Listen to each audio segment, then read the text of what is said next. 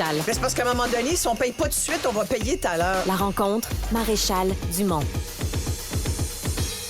Bonjour Isabelle. Bonjour Mario. Alors, tout un dossier et toute une discussion lancée par le journal en fin de semaine sur cette initiative du siècle, ce grand, moi j'appelle ça le rêve canadien, là, d'être 100 millions de population en 2100. Qui n'a jamais été vraiment débattu au Canada, pas du tout, mais qui pas du semble tout. être devenu quand même les élites au Canada veulent ça. Là, Les élites, ça dépend quelles élites, parce que tu fais bien de le remarquer.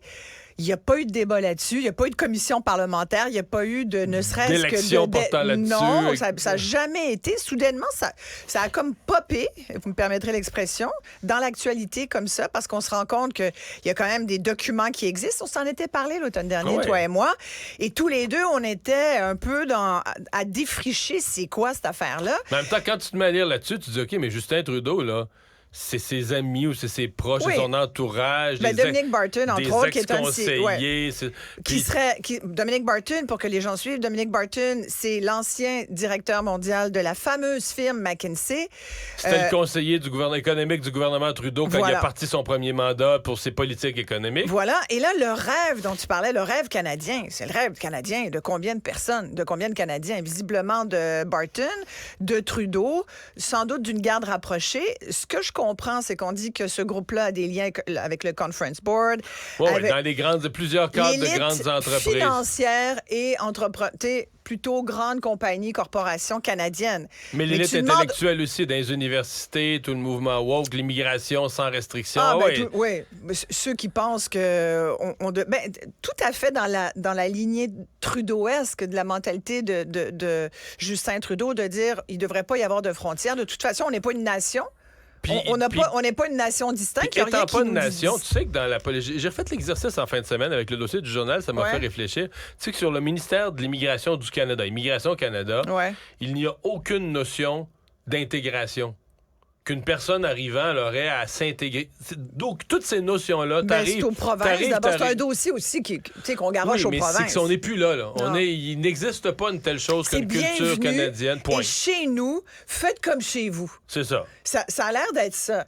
Puis, moi, je suis pour aussi le fait, le droit territorial, le droit des frontières. Et je pense que c'est important quand même d'en avoir pour pas faire n'importe quoi. Mais à la rigueur, pourquoi quelqu'un qui a une vie, qui est menacé dans son pays, n'aurait pas le droit de venir demander asile dans un autre pays, pour ne parler que de la question des réfugiés ou l'immigration. On devrait pouvoir avoir le droit de changer de pays si t'es pas content du pays dans lequel t'es. Mais la notion d'intégration, la notion d'adaptation me paraît tellement importante. C'est comme un devoir sine qua non au fait d'aller vivre ailleurs. Je t'en ai parlé plusieurs fois. Je suis l'exemple même de la réussite, si tu veux, de l'immigration, de quelqu'un qui vient...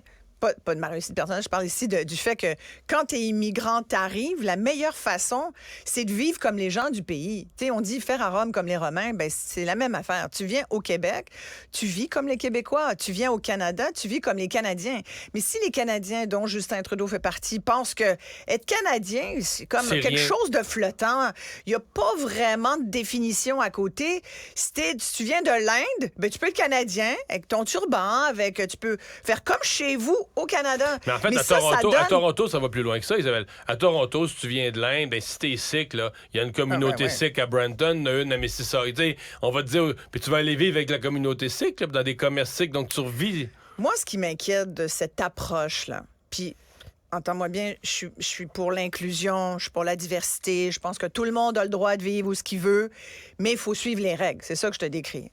Moi, là où je trouve qu'il y a d'énormes dangers avec une politique comme ça, c'est que ça amène des travers, comme ce qu'on a vu en Ontario, qu'on a failli avoir, c'est-à-dire un tribunal de la charia qui dit que dans certaines cultures, on peut juger des femmes selon certains critères. On va juger du comportement des femmes selon un critère religieux. Et on va les juger... Vraiment, là, c'est un tribunal, la charia. Ça, au Québec, on a clairement dit, non, ça peut pas être ce n'est pas dans nos valeurs à nous. Mais ça donne des choses qui peuvent être extrêmement délicates. Mais dernièrement, on a un cas au Québec où, dans un CPE, il y a une éducatrice qui s'est rendue compte qu'il y avait une petite fille de 2 ans qui avait été excisée.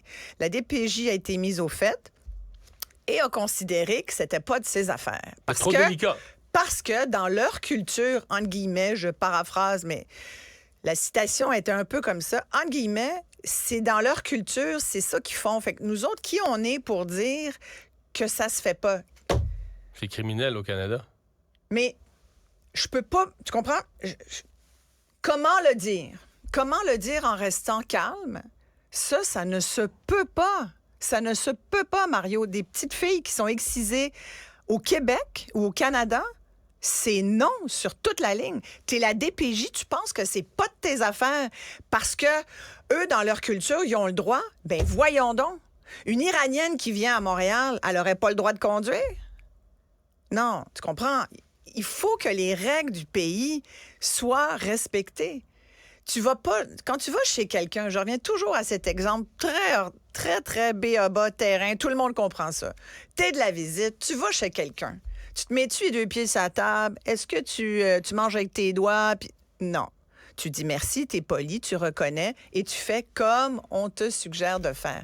Tu respectes... Puis même s'ils ont des règles de la maison, nous, on a beau puis même si c'est chez Bouga puis que ça rote à table, ça veut pas dire qu'il faut que tu fasses pareil. Non, mais c'est-à-dire que t'es pas chez vous, là. C'est-à-dire non, que pas chez toi. Si on a des habitudes particulières, ben tu te conformes. Après, parce que t'es pas chez vous, il peut coller longtemps. Et c'est là où moi, je parle d'intégration positive. C'est-à-dire que moi, je me sens à part entière chez nous, tu comprends?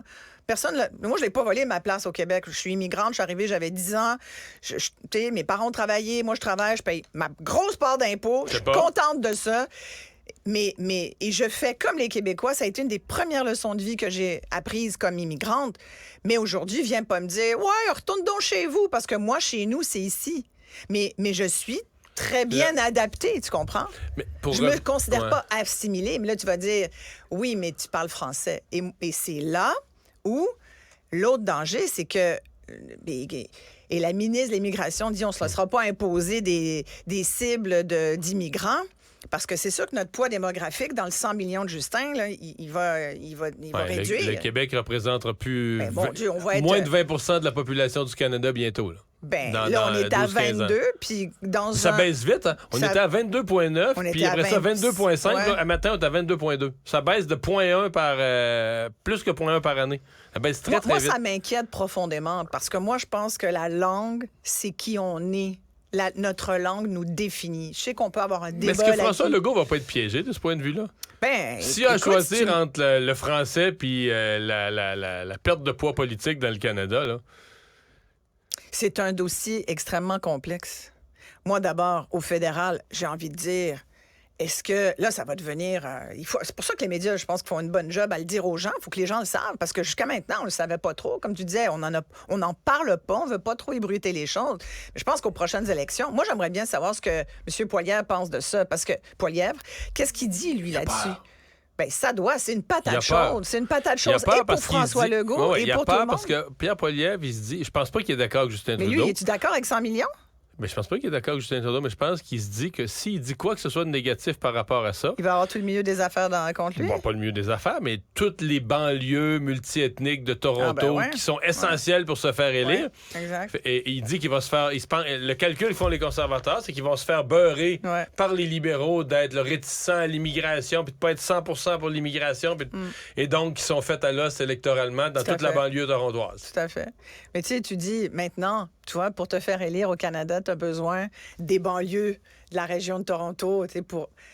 À une certaine époque, tu avais besoin du Québec. Maintenant, tu n'as plus besoin du Québec. Je ne sais pas si tu as lu Jean-François Lisée qui disait finalement, le Canada, il se prépare au départ du Québec. C'est comme s'ils n'en ont rien à foutre. Puis je pense que les Albertains, ça fait longtemps qu'ils n'en ont rien à cirer des Québécois qui se disent qui se séparent puis qui nous laissent tranquilles. Mais c'était le titre de ma chronique en fin de semaine sur ça. Mm-hmm. C'est un rêve canadien mijoté sans le Québec. Oui, tout à fait. C'est quelque chose qui a été préparé sans le Québec. C'est ça qui est fondamental. Oui. Mais tu sais, et là, nous, devant cette espèce de constat, qu'est-ce qu'on fait? Est-ce une fatalité ou quelqu'un? Moi, ça me déprime profondément parce que j'ai pas envie de devenir one of the many English Canadians. c'est pas qui je suis. Je pense pas que ça soit qui sont mes enfants. Je pense pas que ça soit qui on est au Québec. Mais qu'est-ce qui nous attend? Est-ce qu'on va être one of the others? Est-ce que c'est ça? C'est l'anglicisation du monde, puis on n'a rien à faire parce que c'est comme ça, tu sais.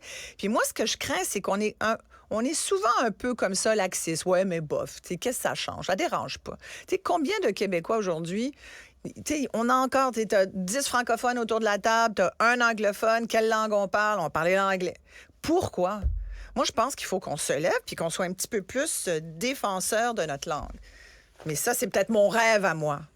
Qu'on se réveille, qu'on se laisse pas passer un sapin. En tout cas, on est lancé dans tout un dossier, mais qui doit être débattu parce qu'il y a quand même plusieurs voix qui se sont levées en fin de semaine pour dire qu'il ne faut pas parler de ça. Là, hein? Oui, et c'est pour ça, quand tu parlais de l'élite, il y a une certaine élite aussi canadienne et certainement québécoise qui dit... qui fait des conférences un peu partout à l'international, qui dit, attention, le 100 millions, le fait d'avoir énormément de population, c'est pas forcément un gage de prospérité économique. Parce que ça crée, on n'a pas parlé de ça, il faudrait une autre chronique pour ça, mais fais la liste de tous les problèmes sociaux qui risquent d'arriver. Où est-ce que tu aimais tout ce monde-là? Juste le logement, la crise du logement, mais la crise de la santé aussi, là. Puis est-ce qu'ils travaillent tous en arrivant? Ben non, pas forcément. Puis même, là, il y a plein de gens là-dedans qui, déjà, parlent pas français, mais parleront-ils anglais? Non, pas forcément. Fait que c'est quoi? Moi, je pense que c'est une grande opération de propagande pour qu'on ait des bras pas chers. Mais il faut poser des questions. Et je pense qu'il faut continuer d'en poser des questions puis de débattre autour de cette initiative du siècle. Merci Isabelle et à demain. Merci Mario. Mario Dumont. Tout ce que vous venez d'entendre est déjà